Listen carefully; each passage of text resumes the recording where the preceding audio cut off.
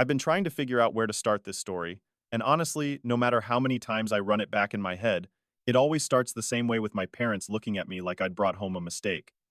Not a person, not someone I cared about. A mistake. That was the look.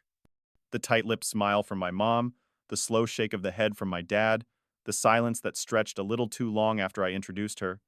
That was the moment I knew something was off. And the crazy thing is, I didn't even blame them at first. I mean, I get it, parents can be protective, sometimes a little too much. But what I didn't know, what I couldn't have known, was that their judgment wasn't just off. It was aimed at someone they didn't even understand. Or worse, someone they thought they understood based on the wrong picture in their heads. I met Elena at a friend's birthday party. It wasn't supposed to be anything serious. I'd just gotten out of a long relationship, and I was still figuring myself out again. But she had this calm presence about her, not flashy, not loud, just grounded. The kind of person who listens more than she talks, but when she speaks, it actually matters. We talked for maybe 20 minutes that night, then ran into each other again a week later at a coffee shop, completely by accident. That second conversation lasted 3 hours. And by the end of it, I knew I wanted to see her again, and again, and again. It was easy with her, effortless. Like she wasn't trying to be anyone but herself. She worked as a counselor at a community center, volunteered on weekends, read way too many books about childhood development, and never once made me feel like I had to impress her. I told my parents about her maybe a month in. They asked the usual stuff: where she worked, where she was from, what her parents did, and I could already hear the tone shift when I said she grew up in foster care. My mom's face changed just a little. My dad gave this slow nod, like he was filing that away under things we don't bring up in public. I brushed it off. Thought maybe they just needed to meet her, see what I saw. So I invited her over for dinner. Big mistake. From the moment she walked in, I could feel it. The temperature in the room dropped a few degrees. My mom was polite, but tight, asking Elena questions that sounded more like a job interview. My dad barely spoke. Just sat there chewing his food like he was trying to swallow a bad dream. Elena was graceful. She didn't flinch, answered everything with that same steady voice she always had. But when she left that night, she looked at me and said, "I don't think they like me." And I tried to lie. I really did. I said, "They just need time," but I could hear how fake it sounded the moment the words came out of my mouth. Over the next few weeks, things got worse. My mom started making these little comments not about Elena directly, but close enough. Some people carry a lot of baggage. You need someone who understands our values. My dad didn't say anything outright, but his silence was heavy, disapproving. And every time I spent a night at Elena's, or brought her up, I could feel the walls closing in a little more at home. Until the night they finally said it. Not in anger, not in some dramatic blowout. Just sitting at the kitchen table, my dad looked at me and said, "We don't think she's good for you." My mom nodded, hands folded like she was in prayer, and added, "You've changed since you met her." And not in a good way. I laughed. I actually laughed. Because what do you even say to that? I asked. You mean I've changed because I'm happy? Because I finally feel like I'm not performing around someone? My dad shook his head. She's not our kind of people. That phrase again. The one they always pull out when they don't want to say what they really mean. I stood up, walked away, didn't say anything else. That night, I stayed at Elena's. And while she held me, I told her I might have to move out. Not because I couldn't handle the tension, but because I couldn't stand who I was becoming when I was under their roof. The day it actually happened wasn't loud or dramatic either, which somehow made it worse. I came home from work, late shift, tired as hell, expecting to eat some leftovers and crash. But when I walked into my room, my stuff was in boxes. Not all of it, but enough to send a message. My laptop, some clothes, my chargers, even the framed photo of me and my sister from graduation, just sitting there like I was being prepped for shipping. I stood in the doorway for a good minute, thinking maybe it was some sort of misunderstanding. Maybe my mom was cleaning. Maybe they were reorganizing. But I knew better. I went downstairs and found both of them sitting in the living room, like they'd rehearsed this part. My dad muted the television, my mom folded her hands, and I just said, "Really?" My dad spoke first. "You're not listening. You're making decisions that don't align with the family." I asked, "What does that even mean? Because I'm dating someone you don't approve of?" My mom chimed in, "It's more than that. She's pulling you away. You've become distant, defensive." I told them, "I'm an adult. I'm not pulling away, I'm just not letting you control who I love." My dad stood up then, looked me dead in the eye, and said, "Maybe it's time you figured out how to live like one. Somewhere else." That was it. No yelling, no tears. Just a line drawn in the middle of the house I grew up in. I packed what was left of my things that night. Didn't sleep. Didn't talk. My mom tried to hand me a check for $500, like it was some sort of consolation prize. I left it on the kitchen counter. The next morning, I moved into Elena's apartment. She barely said anything when I told her, just held me for a long time. We didn't talk about what it meant. We didn't talk about the future. We just existed for a while quietly, together. At first, it felt like a relief.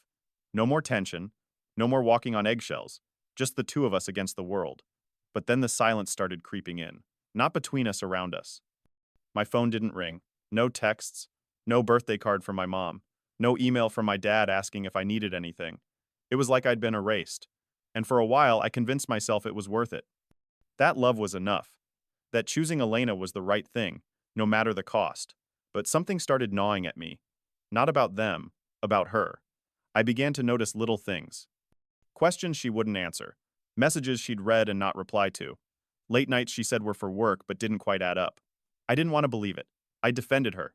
Lost my family for her. But something wasn't right. One night, she left her phone on the couch while she showered. I wasn't looking for anything. I swear I wasn't. But a message popped up, and I couldn't unsee it. A name I didn't recognize. A heart emoji. Then another one. Last night was amazing. My stomach dropped. I picked up the phone, opened the thread, and there it was. Weeks of messages. Flirting. Plans. Things she said she was too tired to do with me, she was doing with someone else. She came out of the shower, saw me holding her phone, and just froze. No denial. No excuse. Just that silence again, the one that always says more than words ever could. I didn't yell. I didn't cry. I just grabbed my bag, walked out, and didn't look back.